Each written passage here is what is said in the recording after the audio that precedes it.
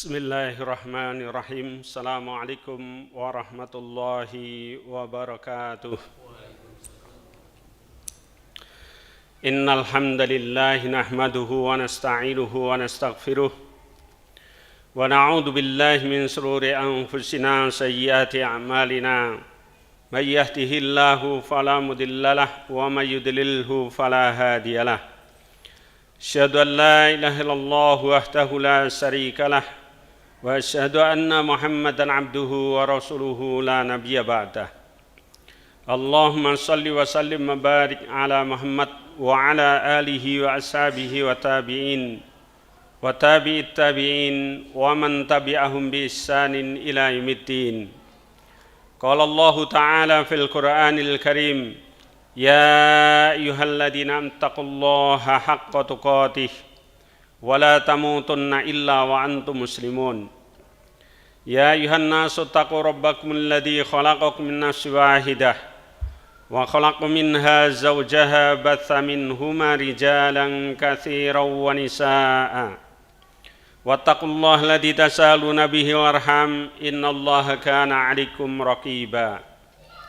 Ya ayyuhalladzina ittaqullaha wa qulu qawlan sadida yuslih lakum a'malakum wa yaghfir lakum dhunubakum wa may yuti'illah wa rasulahu faqad faza fawzan 'azima. Amma ba'd, fa inna asdaqal hadits kitabullah wa khairal hadyi hadyu Muhammadin sallallahu alaihi wasallam, syarrul umuri muhdatsatuha, fa inna kulla muhdatsatin bid'ah wa kulla bid'atin dhalalah wa kulla dhalalatin finnar.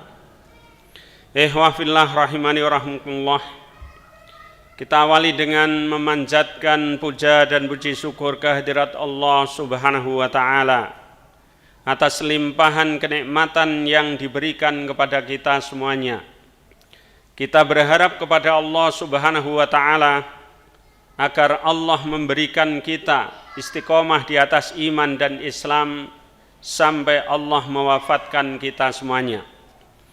Salawat serta salam semoga senantiasa Allah limpahkan untuk Nabi kita Muhammad sallallahu alaihi wasallam.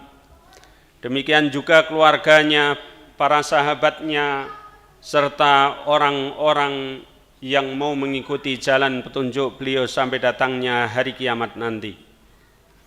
Kemudian jamaah semuanya yang dirahmati Allah, kita bersyukur kepada Allah Subhanahu wa Ta'ala atas kenikmatan yang besar yang Allah berikan kepada kita, di mana Allah Subhanahu wa Ta'ala mempertemukan kita di kesempatan ini dengan satu bulan yang mulia, bulan yang penuh dengan keberkahan, yaitu bulan Ramadan, di mana Rasulullah sallallahu alaihi wasallam menjelaskan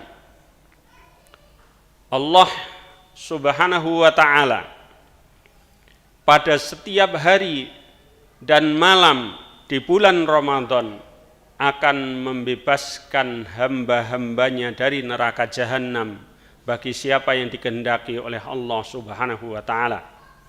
Akan tapi Rasulullah sallallahu alaihi wasallam juga bersabda, man khurima khairaha faqad khurim.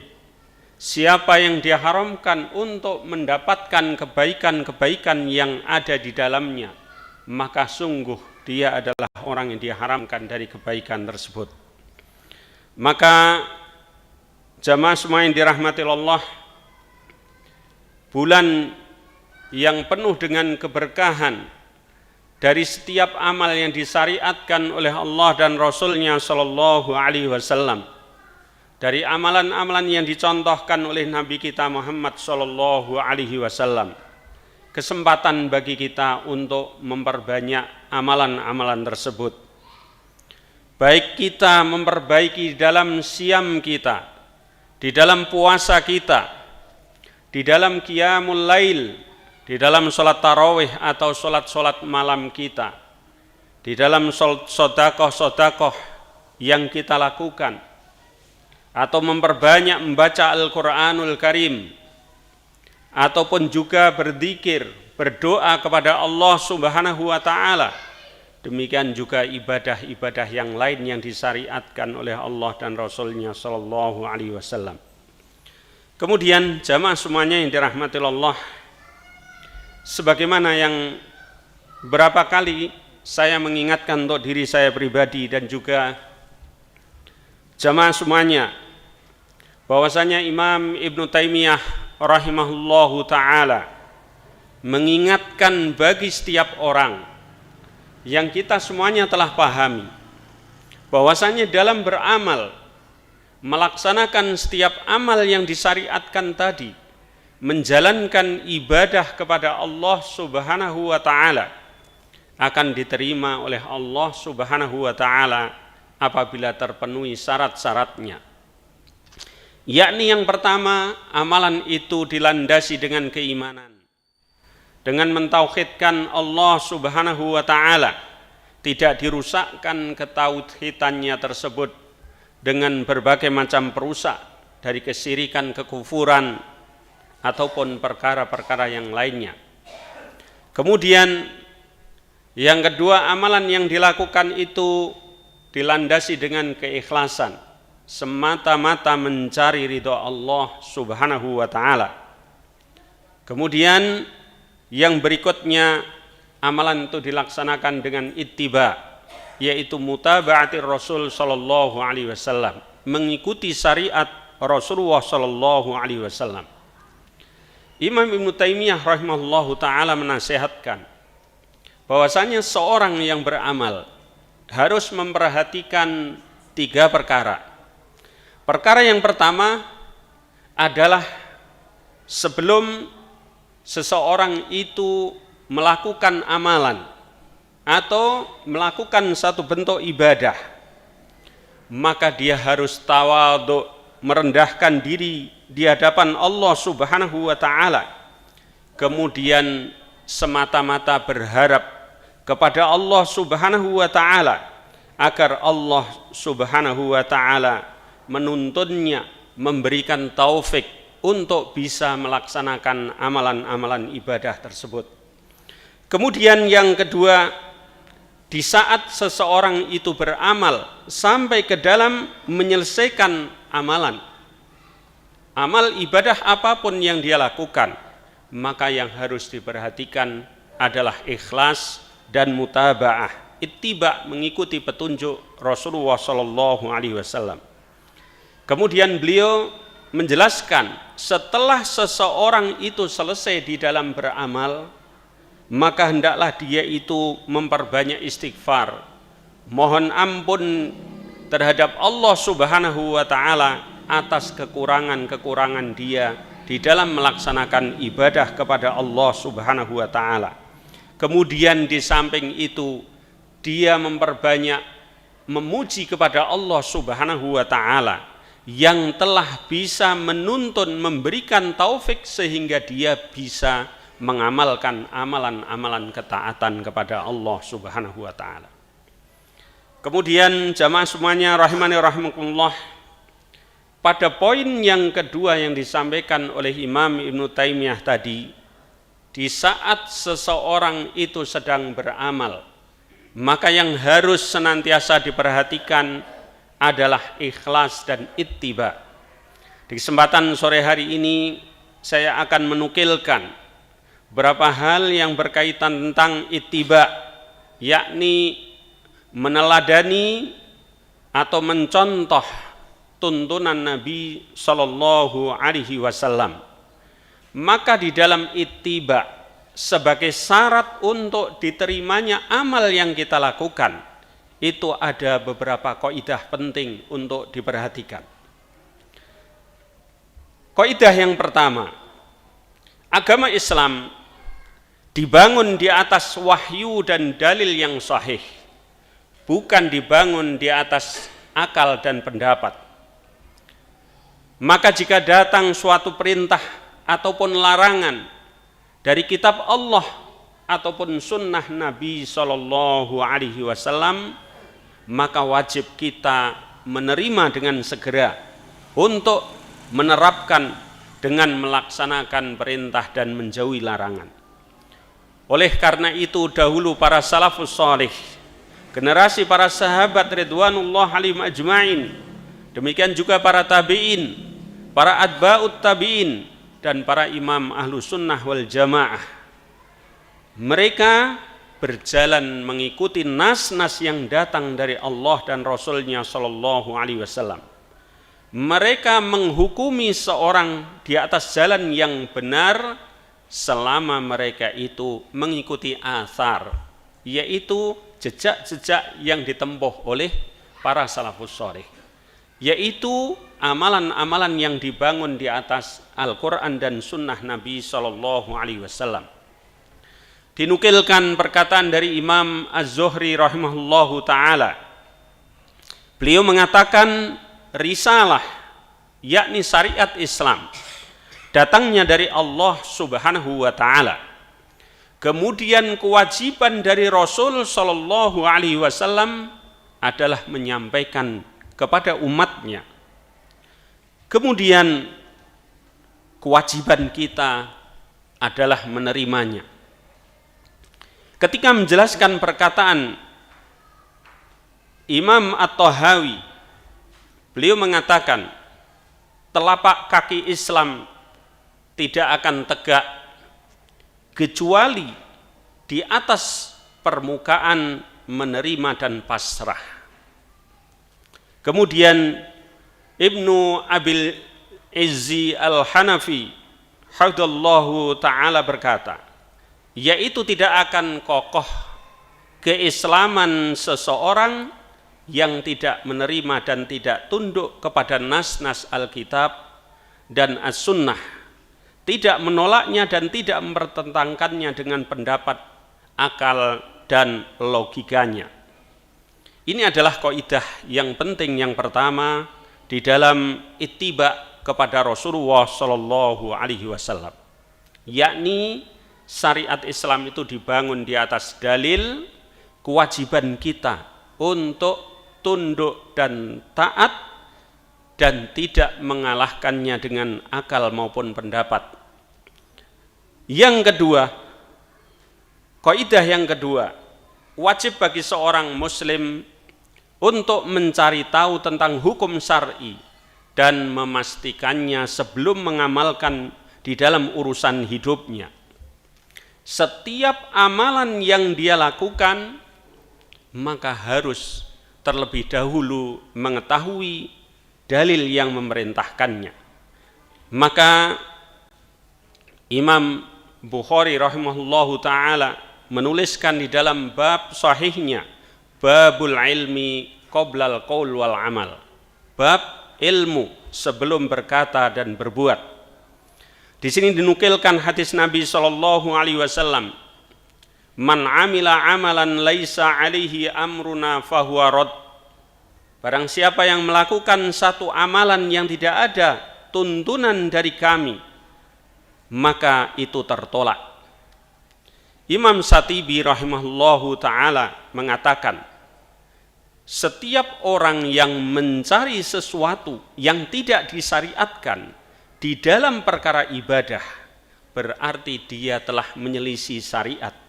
Dan setiap orang yang menyelisih syariat, amalan dia di dalam menyelisih itu adalah batil dan sia-sia. Maka barang siapa yang mencari sesuatu yang tidak disyariatkan di dalam ibadah, berarti amalan itu juga batil. Kemudian jamaah semua yang dirahmati Allah, di sini dikatakan alangkah indahnya perkataan dari khalifah yang lurus, yakni Ali bin Abi Thalib radhiyallahu anhu, ketika beliau berkata, janganlah kalian mengikuti sunnah orang-orang yang masih hidup. Jangan kalian mengikuti amalan dan kebiasaan orang-orang yang masih hidup. Karena sesungguhnya ada seorang yang melakukan amalan ahli surga, kemudian dia berbalik lalu melakukan amalan ahli neraka sehingga ia mati dan masuk ke dalam neraka. Dan sesungguhnya ada seorang yang melakukan amalan ahli neraka, kemudian dia berbalik karena Allah mengetahui tentangnya, lalu dia melakukan amalan surga sehingga dia mati dan masuk ke dalam surga. Dan jika kalian memang harus melakukan, yaitu mengikuti suatu ikutan, mengikuti sunnah, maka hendaknya terhadap orang yang telah wafat, yang bukan orang yang masih hidup. Dan beliau Khalifah Ali bin Abi Thalib radhiyallahu anhu mengisyaratkan, yang dimaksudkan yang diikuti orang yang telah wafat itu adalah Nabi kita Muhammad sallallahu alaihi wasallam.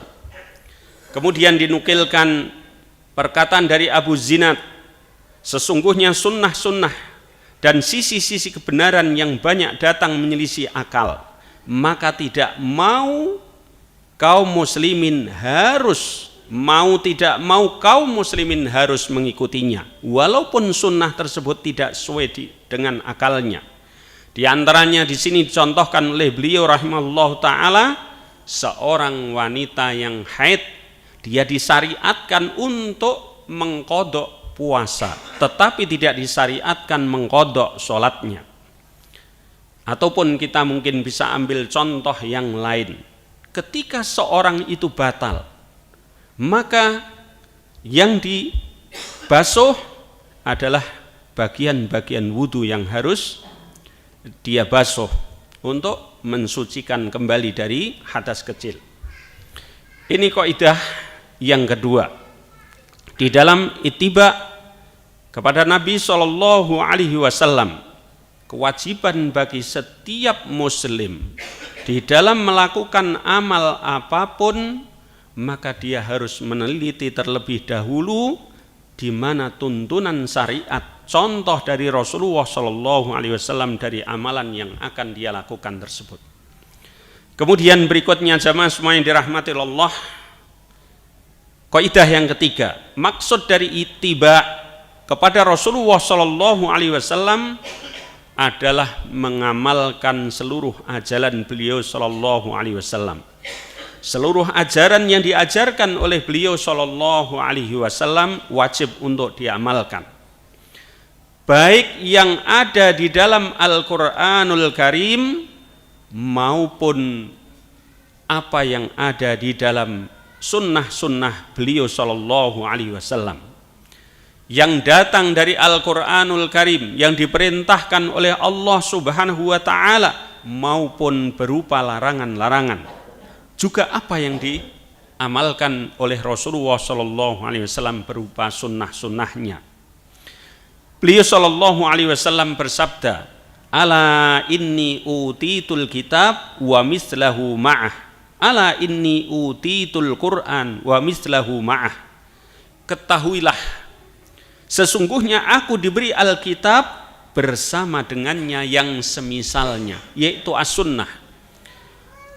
Ala inni utitul Qur'an, ketahuilah sungguhnya aku telah diberi Al-Qur'an, wa mislahu ma'ahu, dan yang semisal dengannya.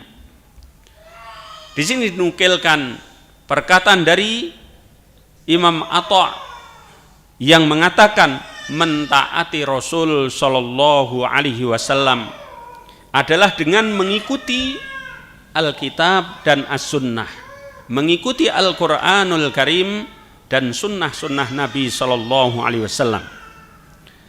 Imam As-Sa'di rahimahullahu ta'ala berkata, sesungguhnya wajib bagi seluruh hamba untuk berpegang dan mengikuti apa yang dibawa oleh Rasulullah sallallahu alaihi wasallam, tidak halal menyelisihinya, dan sesungguhnya pernyataan Rasulullah sallallahu alaihi wasallam dengan pernyataan Allah Ta'ala di dalam memberikan hukum, maka tidak ada keinginan ataupun alasan bagi seorang untuk meninggalkannya, dan tidak boleh mendahulukan perkataan seorang atas perkataan beliau sallallahu alaihi wasallam. Ini adalah kaidah ittiba yang ketiga, yakni yang dimaksudkan ittiba kepada Rasulullah sallallahu alaihi wasallam adalah mengikuti Al-Qur'anul Karim yang datang dari Allah kepada beliau sallallahu alaihi wasallam, baik berisi perintah-perintah maupun larangan-larangan. Kemudian mengikuti apa yang datang dari beliau berupa sunnah-sunnah Nabi Shallallahu Alaihi Wasallam, yaitu syariat yang datang yang berupa sunnah-sunnah Nabi Shallallahu Alaihi Wasallam. Kemudian jemaah semuanya rahimani wa rahimakumullah, kaidah yang keempat dari ittiba kepada Nabi Shallallahu Alaihi Wasallam, yakni ibadah-ibadah yang ditinggalkan oleh Nabi Shallallahu Alaihi Wasallam dan tidak dilakukan oleh beliau di saat beliau masih hidup, padahal ada sebab yang menuntutnya pada zaman beliau, maka melakukannya adalah bid'ah, sedangkan meninggalkannya adalah sunnah. Saya ulangi lagi pada kaidah yang keempat, seluruh bentuk ibadah yang ditinggalkan oleh Nabi Shallallahu Alaihi Wasallam, tidak dilakukan oleh Nabi Shallallahu Alaihi Wasallam dan tidak beliau lakukan, padahal ada sebab yang menuntutnya pada zaman beliau untuk melakukan hal-hal tersebut, tetapi Rasulullah Shallallahu Alaihi Wasallam tidak melakukannya. Maka ketika melakukan dari macam-macam bagian ibadah yang tidak dilakukan oleh Rasulullah Shallallahu Alaihi Wasallam tersebut adalah termasuk bid'ah. Sedangkan ketika melakukan setiap amalan-amalan yang tidak dilakukan pada masa Rasulullah, tidak dilakukan oleh Rasulullah Shallallahu Alaihi Wasallam, meninggalkannya termasuk bagian dari sunnah. Di sini dicontohkan di antaranya adalah perayaan Maulid Nabi, menghidupkan malam Isra Mi'raj, merayakan tahun baru Hijriyah dan yang semisalnya.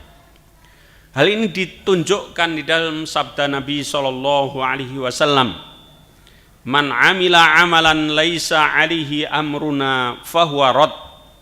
Barang siapa yang melakukan suatu amalan yang tidak ada tuntunan dari kami, maka amalan itu adalah tertolak. Di sini banyak hal yang kita dapatkan para jamaah semua yang dirahmati Allah, amalan-amalan yang dilakukan oleh kaum muslimin yang mereka anggap bagian dari ibadah, akan tapi ternyata tidak dicontohkan oleh Rasulullah Shallallahu Alaihi Wasallam, maka di situ termasuk di dalam apa yang disampaikan oleh Rasulullah Shallallahu Alaihi Wasallam dalam hadis tadi, "Man amila amalan laisa alaihi amruna fahuwa rad." Barang siapa yang mengamalkan satu amalan yang tidak ada perintahku, maka itu tertolak. Dan di dalam meninggalkan perkara-perkara tersebut termasuk bagian dari sunnah. Dinukilkan dari Imam Malik rahimahullahu ta'ala, beliau mengatakan, apa saja yang bukan merupakan agama pada hari itu, yaitu pada masa kehidupan Rasulullah Shallallahu Alaihi Wasallam, maka pada hari ini juga bukan merupakan agama. Ini perkataan dari Imam Malik rahimahullahu ta'ala yang memberikan kepahaman kepada kita semuanya. Hakikat dari ittiba adalah murni di dalam setiap amalan yang kita lakukan itu apa yang dilakukan oleh Rasulullah Shallallahu Alaihi Wasallam, apa yang dilakukan oleh para salafus shalih. Adapun apa-apa yang tidak mereka lakukan dan itu dilakukan walaupun oleh kebanyakan kaum muslimin, maka itu termasuk bagian dari bid'ah kalau amalan-amalan itu mereka anggap sebagai bagian dari ibadah.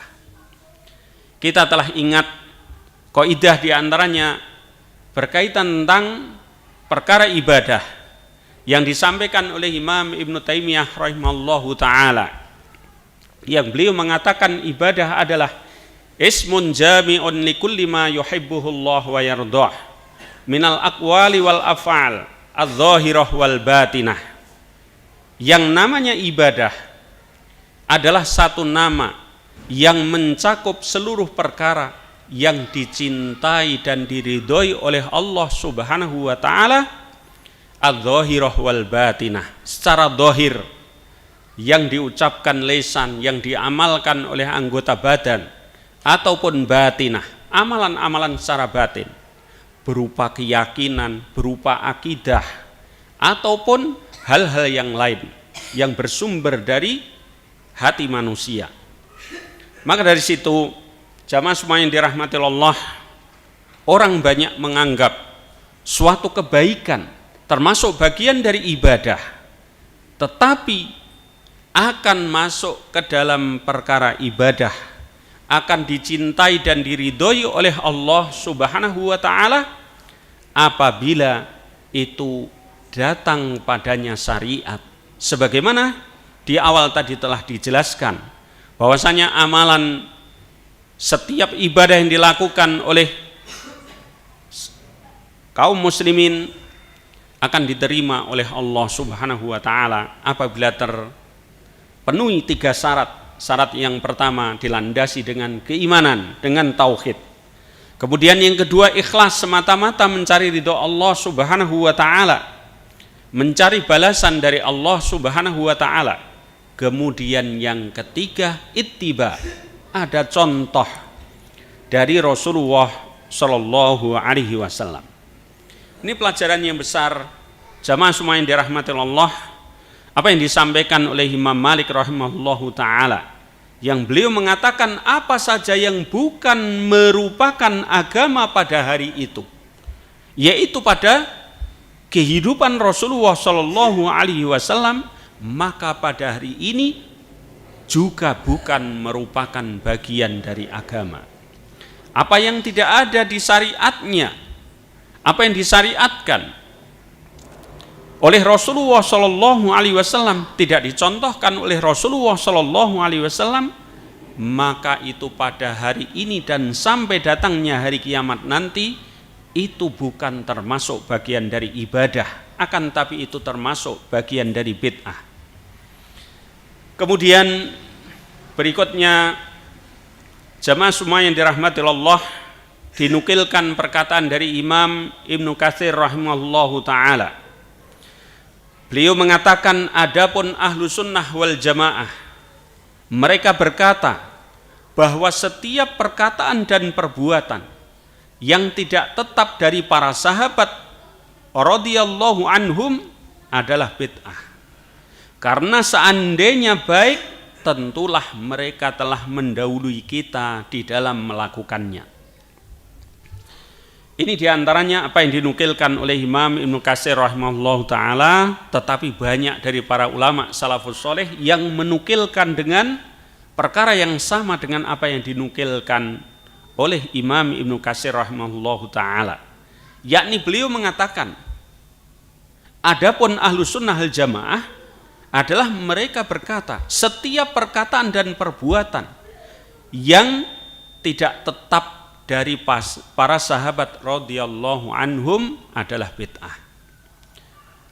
Kita ketahui bersama bahwasanya kebenaran itu diukur dengan generasi, 3 generasi terdahulu, yaitu generasinya Rasulullah Shallallahu alaihi wasallam, yang dimaksudkan adalah para sahabat ridwanullah alaihim ajma'in. Kemudian generasi sesudahnya, yaitu generasi tabi'in. Kemudian generasi sudah mereka, yaitu tabi'ut tabi'in atau atba'ut tabi'in, sebagaimana disabdakan oleh Rasulullah Shallallahu alaihi wasallam dalam hadisnya, khairun nasi qarni tsummal ladina yalunahum tsummal ladina yalunahum. Sebaik-baik generasi, sebaik-baik kurun adalah kurunku, kemudian kurun sesudahnya, kemudian kurun sesudahnya. Di sini dikatakan seandainya baik, tentulah mereka para salafus soleh, para sahabat ridwanullah alaihim ajma'in mendahului kita di dalam melakukannya.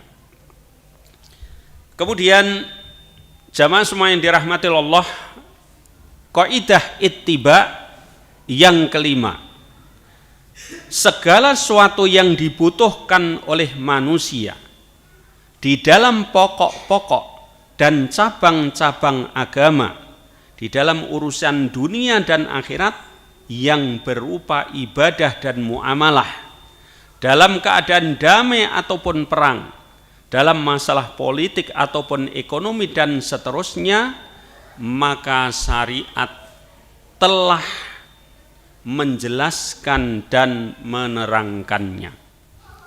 Ini kaidah yang kelima berkaitan tentang ittiba Rasulullah Shallallahu Alaihi Wasallam. Seluruh perkara yang dibutuhkan oleh manusia berkaitan tentang pokok-pokok dan cabang agama dalam urusan dunia maupun akhirat berupa ibadah ataupun muamalah yang mengatur hubungan sama manusia. Ada jual, beli, tukar, menukar, pinjam, meminjam, dan lain sebagainya yang diatur oleh syariat, yang urusan itu diatur di dalam keadaan damai maupun perang, di dalam urusan bernegara, berpolitik, ataupun dalam urusan ekonomi atau yang lainnya, maka syariat telah menjelaskan dan menerangkannya. Didasarkan kepada yang pertama firman Allah Subhanahu wa taala di dalam surat An-Nahl ayat yang ke-89. Allah Subhanahu wa taala berfirman, "Wa nazzalna 'alaikal kitaba tibyanan likulli syai' wa hudaw wa rahmatan wa busyra lil muslimin." Dan kami telah turunkan suatu kitab kepadamu sebagai penjelas terhadap segala sesuatu, sebagai petunjuk, rahmat dan kabar gembira bagi kaum muslimin. Kemudian yang berikutnya dinukilkan firman Allah Subhanahu wa taala dalam surat Al-Maidah ayat yang ketiga. Al-yauma akmaltu lakum dinakum wa atmamtu 'alaikum ni'mati wa raditu lakumul Islam madina. Pada hari ini telah aku sempurnakan bagimu agamamu dan telah aku cukupkan nikmatku atasmu dan telah aku ridhoi Islam sebagai agama. Kita ketahui bersama bahwasanya surat Al-Maidah ayat yang ketiga ini turun ketika Rasulullah SAW sedang melaksanakan haji wada, sedang wukuf di Arafah. Dan ayat ini menjadi dalil dan diyakini oleh kaum muslimin bahwasanya dengan turunnya ayat ini menunjukkan kesempurnaan dari syariat Islam, menunjukkan bahwasanya syariat Islam yang dibawa oleh Rasulullah SAW itu telah sempurna dan telah selesai disampaikan kepada umatnya. Seorang dari kaum musyrikin berkata kepada Salman Al-Farisi radhiyallahu anhu, "Apakah nabimu mengajarkan segala sesuatu kepada kalian sampai pun pada masalah buang air?" Maka Salman menjawab, "Benar, beliau telah melarang kami dari menghadap kiblat ketika buang air besar maupun kecil." Ini diantara potongan hadis yang datang dari Salman Al-Farisi radhiyallahu anhu yang menjelaskan kepada kita berkaitan tentang kesesuaian dengan surat Al-Maidah ayat yang ketiga, yakni yang menjelaskan tentang kesempurnaan agama Islam, demikian juga tentang surat An-Nahl ayat yang ke-59, yakni Allah Subhanahu wa taala menurunkan Al-Qur'an kepada Nabi Muhammad SAW sebagai penjelas terhadap segala sesuatu, sebagai petunjuk, sebagai rahmat dan kabar gembira bagi kaum muslimin. Jamaah semua yang dirahmati Allah, jadi pada poin amal seorang muslim akan diterima oleh Allah Subhanahu wa taala apabila terpenuhi dari 3 syarat. Yang pertama adalah dilandasi dengan keimanan, dengan ketauhidan, dan tidak merusakkan, tidak membatalkan ketauhidannya. Kemudian yang kedua, dilandasi dengan keikhlasan, yaitu semata-mata dari amal kebaikan yang dia lakukan itu murni hanya berharap balasan dari Allah Subhanahu wa ta'ala. Kemudian yang ketiga, amalan itu dilakukan dengan ittiba, yaitu apa yang dia amalkan itu ada contoh dari Rasulullah Shallallahu Alaihi Wasallam.